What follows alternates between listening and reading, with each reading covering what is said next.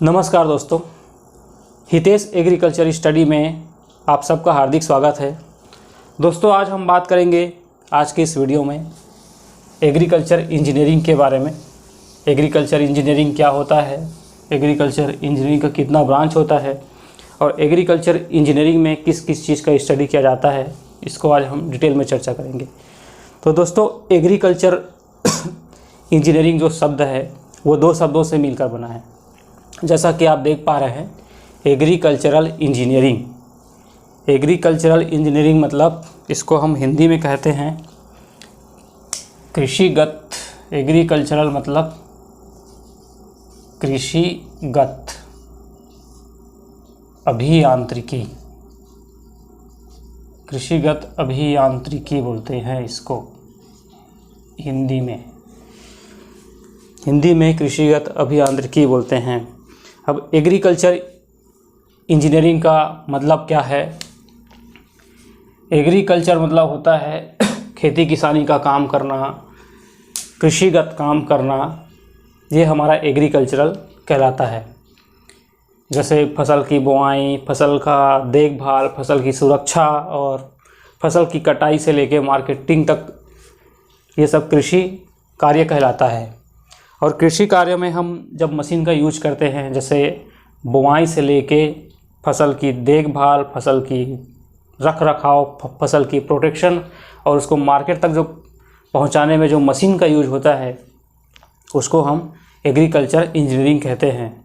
मतलब यह है कि agriculture engineering means application of engineering in agriculture. क्या हुआ? मतलब कृषि कार्य में यंत्रों का उपयोग करना कृषि अभियांत्रिकी कहलाता है। यह हुआ एग्रीकल्चर इंजीनियरिंग। जैसे एग्जांपल से मैं समझाता हूँ। जैसे एग्रीकल्चर इंजीनियरिंग में इंजीनियरिंग के अंतर्गत जैसे हमको फसल बुआई से लेकर हार्वेस्टिंग तक हम पूरा मशीन का उपयोग करते हैं। अब फसल बुआई के लिए हमें चाहिए, खेत के जुताई के लिए ट्रैक्टर चाहिए, हल चाहिए, नांगर चाहिए, सीड ड्रिल चाहिए, हैरो, और मेड़ बनाने के लिए, फसल को बोने के लिए, मेड़ बनाने के लिए हमको रीजर चाहिए। तो ये सब जितना भी मशीन जो है फसल बुआई का है, उसके बाद हमको फसल के प्रोटेक्शन के लिए हमको चाहिए स्प्रेयर चाहिए, दवाई छींचने के लिए। फसल जब तैयार हो जाता है तो उसको काटने के लिए हार्वेस्टर चाहिए, थ्रेसर चाहिए, विनोवर चाहिए। तो हम कृषि में जितने भी मशीन का उपयोग करते हैं और उसका हम स्टडी करते हैं, कृषि में जितने भी मशीन का उपयोग करते हैं उसका जो स्टडी करते हैं, वो एग्रीकल्चर इंजीनियरिंग कहलाता है। ये हुआ एग्रीकल्चर इंजीनियरिंग। और एग्रीकल्चर इंजीनियरिंग को मुख्य रूप से 5 भागों में बांटा गया है। एग्रीकल्चर इंजीनियरिंग को 5 भागों में मुख्य रूप से इसलिए बांटा गया है क्योंकि हम जब एग्रीकल्चर का या एग्रीकल्चर इंजीनियरिंग का स्टडी करें, पढ़ाई करें, तो हमको पढ़ाई करने में कठिनाई ना हो, इसलिए इसको अलग अलग ब्रांच में, अलग अलग भाग में बांट दिया गया है। अब वो अलग अलग ब्रांच या अलग अलग भाग क्या है, उसको हम विस्तार से देखते हैं। तो सबसे पहला और सबसे इम्पोर्टेंट ब्रांच जो है एग्रीकल्चर इंजीनियरिंग का, वो है फार्म एनर्जी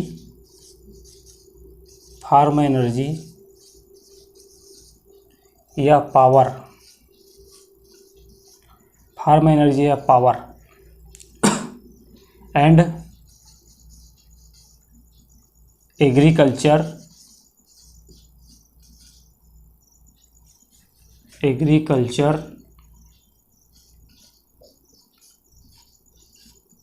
एग्रीकल्चरल बोलो इसको, एग्रीकल्चरल इक्विपमेंट। मतलब ये क्या है?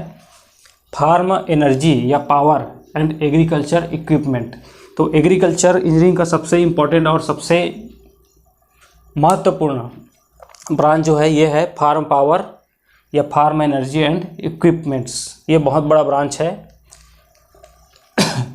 जैसे हमारे फार्म में, हमारे खेत में या हमारे फार्म हाउस में हमको एनर्जी की ज़रूरत होती है। बिना एनर्जी का हम कोई काम नहीं कर सकते। हमको इम्प्लीमेंट की ज़रूरत होती है फसल की बुआई के लिए, फसल की देख रेख के लिए, हर चीज़ के लिए। तो बहुत बड़ा ब्रांच है ये भी एग्रीकल्चर इंजीनियरिंग का, और इम्पोर्टेंट भी है। इसके अंतर्गत फार्म में जितने भी पावर, जिस चीज़ से पावर बनाए जाते हैं उसका स्टडी करते हैं। जैसे सबसे पहला तो सबसे इम्पोर्टेंट चीज़ है, ट्रैक्टर से पावर बनाया जाता है। फिर वाटर पंप को चलाने के लिए डीजल इंजन, पेट्रोल इंजन का यूज़ किया जाता है। सोलर एनर्जी का यूज़ किया जाता है, वाइंड एनर्जी का यूज़ किया जाता है, पवन चक्की का। तो ये सब हुआ हमारे फार्म का पावर। और एग्रीकल्चरल इक्विपमेंट में आ जाएगा हमारा जितने भी इम्प्लीमेंट रहता है जैसे नांगर, harrow, rotavator, seed drill, power harrow, ridger, weeder, ये सब चीज़ हमारे फार्म इक्विपमेंट या एग्रीकल्चरल इक्विपमेंट में आ जाएगा। तो ये सबसे पहला ब्रांच हुआ एग्रीकल्चर इंजीनियरिंग का। और दूसरा ब्रांच है एग्रीकल्चरल स्ट्रक्चर एंड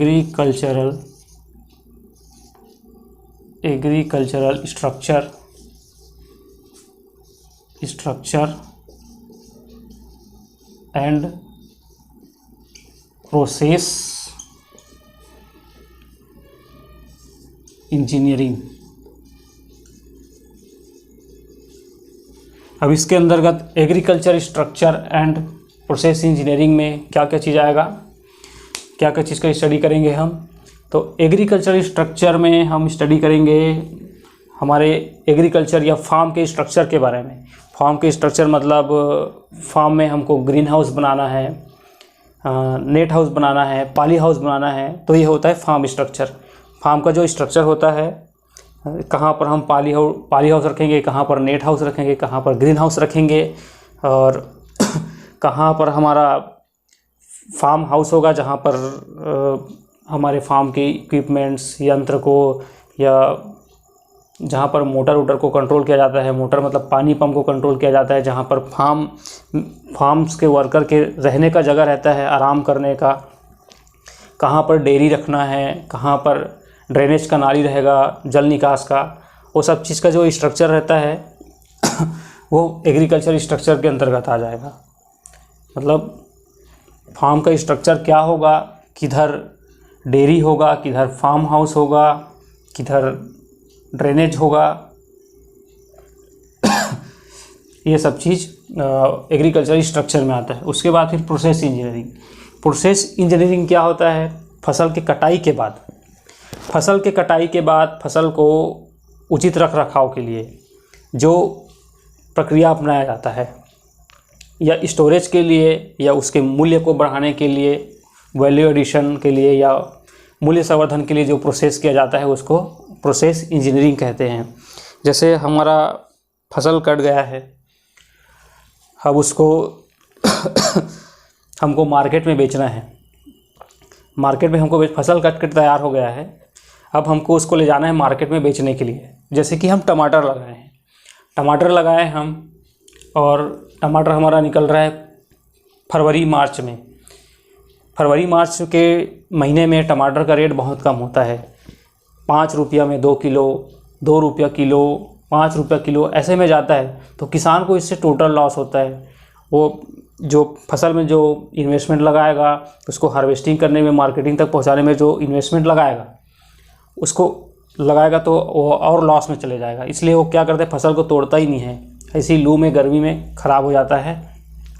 तो उस टाइम फसल को तोड़ के, उसको प्रिजर्व करके, उसके वैल्यू को बढ़ाने के लिए जो प्रोसेस किया जाता है उसको प्रोसेस इंजीनियरिंग कहेंगे। जैसे टमाटर को तोड़ दिए, अब उसका टमाटर सॉस बना लिए, टमाटर केचप बना लिए, आम को तोड़ लिए, आम का अचार बना लिए, आंवला को तोड़ के उसका मुरब्बा बना लिए, जाम जिसको अमरूद कहते हैं उसको तोड़ के हम जैम या जेली बना लिए। तो ये सब चीज़ प्रोसेस इंजीनियरिंग के अंतर्गत आता है। अब इसके बाद आता है डेयरी इंजीनियरिंग। ये भी फार्म यह एग्रीकल्चर इंजीनियरिंग का सबसे इम्पोर्टेंट पार्ट होता है। जैसे डेयरी इंजीनियरिंग,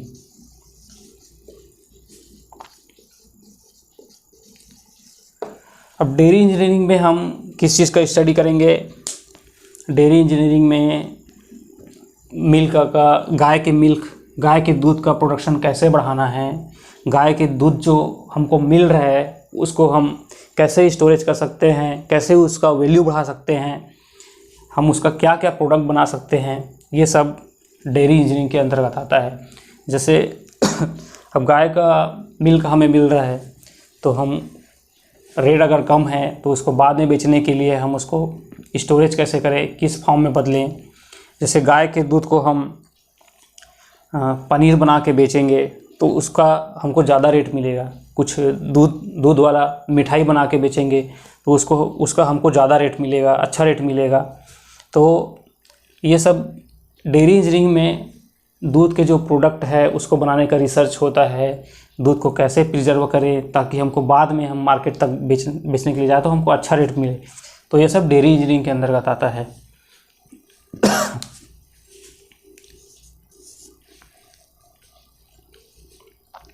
चौथा है इरिगेशन एंड ड्रेनेज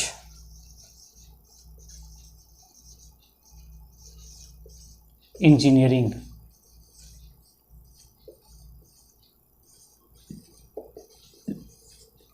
तो दोस्तों नाम से ही समझ में आ रहा है ये इरिगेशन एंड ड्रेनेज इंजीनियरिंग।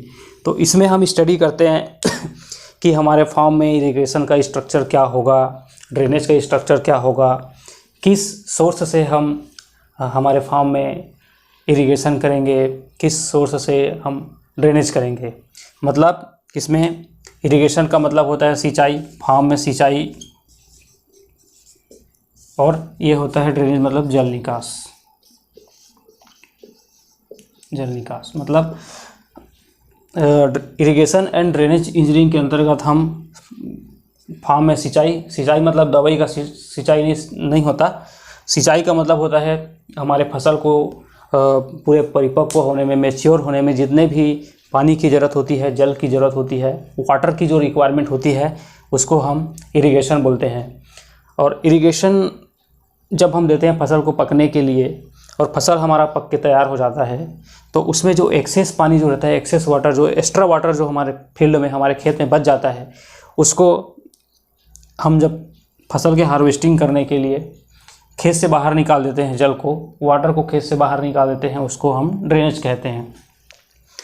तो ये हुआ irrigation and drainage engineering. Irrigation में वही सिंचाई का मैनेजमेंट, सिंचाई के मैनेजमेंट का स्टडी करते हैं, और ड्रेनेज में जल निकास के मैनेजमेंट का स्टडी करते हैं। इसको बोलते हैं इरिगेशन एंड ड्रेनेज इंजीनियरिंग। पांचवा है दोस्तों, पांचवा और ये भी बहुत इम्पोर्टेंट ब्रांच है एग्रीकल्चर इंजीनियरिंग का। पांचवा जो है soil and water conservation engineering. तो soil and water conservation engineering आज के डेट में तो बहुत इम्पोर्टेंट चीज़ है। हमारे मिट्टी और जल दोनों को आने वाले फ्यूचर, आने वाले जनरेशन के लिए संरक्षण करना बहुत ज़रूरी है, और ये हमारी जिम्मेदारी है कि हम सॉइल एंड वाटर का अच्छे से कंजर्वेशन करें। तो पांचवा पॉइंट है soil and water conservation engineering.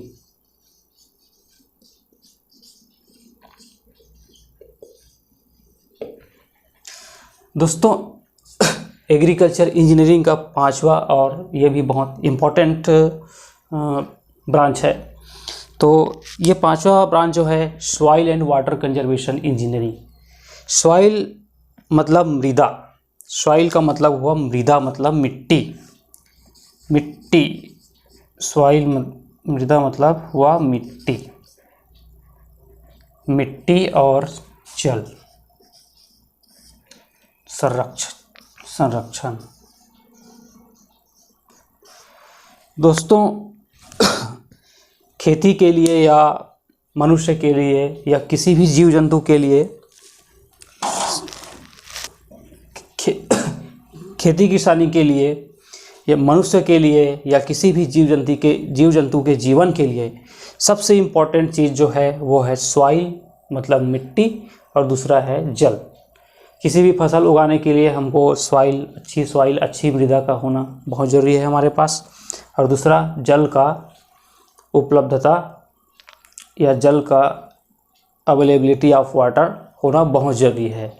बिना जल के कोई इंसान जिंदा नहीं रह सकता, बिना जल के कोई फसल उग नहीं सकता, बिना जल के कोई जानवर जिंदा नहीं रह सकता, और मिट्टी के बिना तो किसी का कल्पना करना भी मुश्किल है। तो आज के डेट में सॉइल एंड वाटर कंजर्वेशन बहुत इम्पॉर्टेंट ब्रांच बन के आता है, क्योंकि हम लगातार फसल उगाने के लिए, हमारे फ़ायदे के लिए, हमारे तरक्की के लिए हम मिट्टी और जल का इतना दोहन किए हैं कि हमको इसका संरक्षण करना अब आने वाली पीढ़ी के लिए बहुत ज़रूरी है और हमारे लिए भी ज़रूरी है। दोस्तों, हम क्या है आज के डेट में जो मिट्टी का हम बहुत गलत तरीके से उपयोग कर रहे हैं। अपने फ़ायदे के लिए 2-3 फसल लगा रहे हैं, लगातार 2 से 3 फसल लेने की कोशिश कर रहे हैं। हम मिट्टी को आराम नहीं दे रहे हैं और मिट्टी में फर्टिलाइज़र, मतलब उर्वरक, खाद, दवाई, केमिकल का बहुत ज़्यादा उपयोग कर रहे हैं। तीसरा चीज़ जो है, हम अपने काम को जल्दी करने के लिए, फास्ट करने के लिए हम हैवी मशीनरी का उपयोग कर रहे हैं हमारे खेत में। हैवी मशीनरी मतलब आप ट्रैक्टर की देख लो, आप 65 HP का ट्रैक्टर, 75 HP का ट्रैक्टर, 110 HP का ट्रैक्टर हम अपने खेत में यूज कर रहे हैं, जबकि उससे हमारे ज़मीन जो है, जो एकदम नरम ज़मीन था, जो फसल के लिए बहुत सूटेबल था, वो हैवी मशीन चलाने के लिए, हैवी ट्रैक्टर चलाने के कारण और हार्वेस्टर से फसल कटाई के कारण वो ज़मीन दब रहा है। ज़मीन में एक हार्ड लेयर बन रहा है, जिससे फसल उगाने के लिए हमको आने वाले फ्यूचर में दिक्कत हो जाएगी। हमको और ज़्यादा केमिकल का यूज़ करना पड़ेगा और हैवी ट्रैक्टर, ज़्यादा से ज़्यादा HP का ट्रैक्टर हमको जोताई के लिए कृषि यंत्र का उपयोग करना पड़ेगा। और जल कंजर्वेशन, वाटर कंजर्वेशन इसलिए ज़रूरी है क्योंकि बिना जल के कोई किसी फसल को उगाना संभव नहीं है। लगातार हम ज़मीन को फ्लोरिंग कर रहे हैं और तालाब को पाट के तालाब को मैदान बना रहे हैं, उसको कॉलोनी में तब्दील कर दिया जा रहा है। तो इससे वाटर लेवल धीरे धीरे नीचे जा रहा है। ज़मीन को पूरा फ्लोरिंग कर दिए हैं, कहीं पर घास नहीं है, कहीं पर जंगल नहीं है। तो जब ऊपर से जब बारिश होती है तो बारिश फ्लोरिंग में, कंक्रीट में बह के सीधा नदी में जाता है, नदी से समुद्र में चले जाता है। वाटर लेवल रिचार्ज नहीं होता और फसल ज़्यादा से ज़्यादा उगाने के लिए फसल को हर खेत में किसान बोर करा रहा है डबल फसल लेने के लिए। तो इस चीज़ के मैनेजमेंट के लिए ये सब्जेक्ट बहुत ज़रूरी है, बहुत इम्पॉर्टेंट है ये soil and water conservation engineering. तो दोस्तों, एग्रीकल्चर इंजीनियरिंग का 5 मेजर ब्रांच हुआ। एग्रीकल्चर इंजीनियरिंग का 5 मुख्य ब्रांच हुआ। पहला है farm energy, power and agriculture equipments. दूसरा है agricultural structure and process engineering, और तीसरा है फार्म डेयरी इंजीनियरिंग।